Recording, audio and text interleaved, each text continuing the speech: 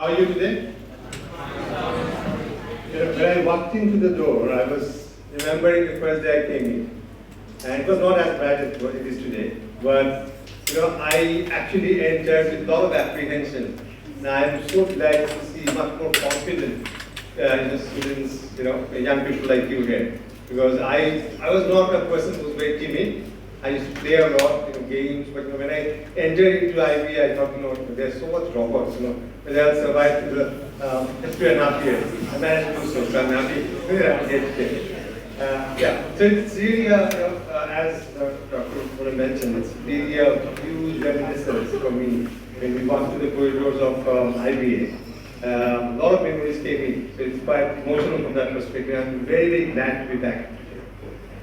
Now, today, as a country or as a world, we are going through extraordinary times, right? The whole world is going through an unprecedented challenge, be it the existential challenge of climate change or the social divide because of the rising inequality. So these are real challenges, but these are the times when we also see unprecedented opportunities which is emerging. And technology has actually provided the option to accelerate the change at an accelerated pace. The extraordinary change at an accelerated pace.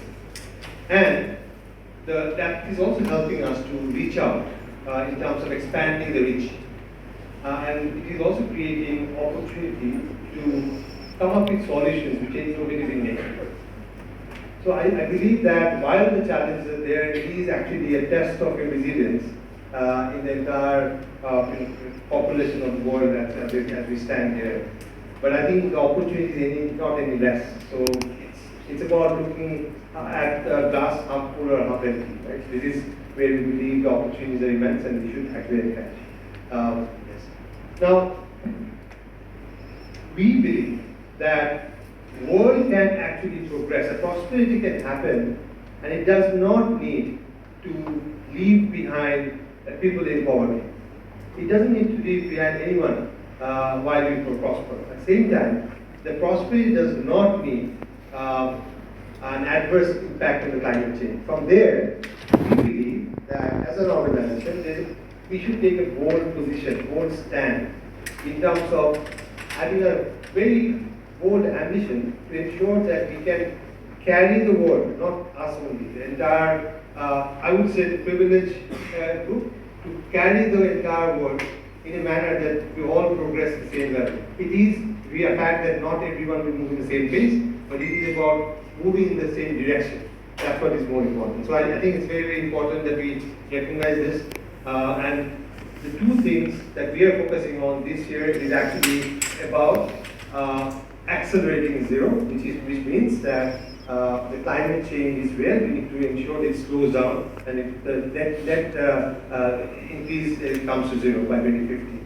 And the other part is actually lifting participation. It is about financial inclusion. It is about ensuring that we do not leave behind members of the society as we progress.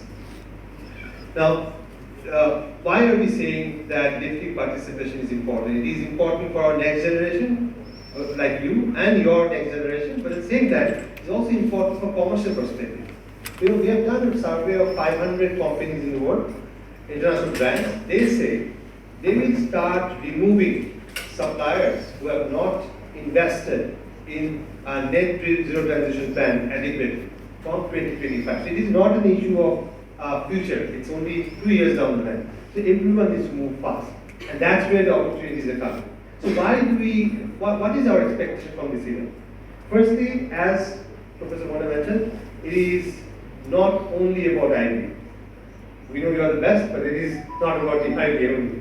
Because there are hundreds of universities in the country, and it's not about university in the country only. It is also about any Bangladeshi who wants to participate, even from outside the country, right, from other universities. So you can, if you have friends who are actually deeply engaged in this type of initiatives, and if you want to partner with them, you are most welcome. So the way we want to do it is Firstly, we'll obviously have, we are planning to have a session to provide a kind of a expectation or kind of a orientation to what you expect. And then you go in your own huddles and groups to see how we can actually develop these ideas. And the next stage will be the competition, as was mentioned by Salman.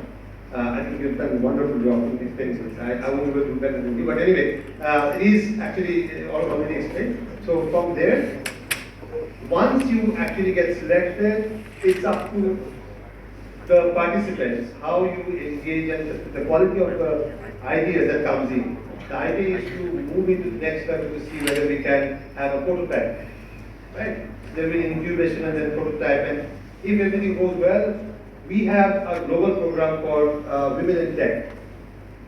I mean, there could be opportunities for all of you to, like, whoever is going to be here, to compete at the global stage for Women in Tech. And if everything works well, if we see a lot of potential, we can also create opportunity for making a pitch to the venture capitalists. And so it's all about how we evolve. See, nothing is fixed, and I don't think the pace of change has never been slower or faster. It will never be slower in future, right? Therefore, our first phase is about this competition. The next phase is about how we actualize this, how we crystallize these ideas into actual, initiatives. So that's where we will move. Why IBA? I think that's probably is very easy because IBA is the best producers of the entrepreneurs and business leaders. And I'm one of the worst, but I still made it to Standard Chartered as now the CEO. But I think so. You guys have significantly better future than what you think at this point of time. So I think by doing this, and it's not about only being employed. I think we actually encourage to be more entrepreneurial because business is nothing but creating solutions which will solve problems, make the life better for others. That's as simple as that. If you can do that, actually the world is in your hand. So I will really encourage all of you to think about it, how you can participate, and more you actually participate, more and more you actually engage people outside your organization, institution, maybe across the border. It will really create that impact. And once we have a successful first year, we'll definitely ramp it up for next year and the year after. This is not meant to be a single year initiative. It is supposed to be a multi-year initiative. And we would like to see this as a platform where others will join. It will become bigger and bigger over time. And with our media colleagues, I really request you to spread the word, not only in the country, but also outside the country. And within the country, not in Dhaka only, but also in all 64 districts that we have in the country. So we need to actively reach out, and we will depend heavily on you how you actually do it. And it is your investment to the future of this country. It's a future that we are investing so that we can build a much better world than what we live in now. Thank you so much.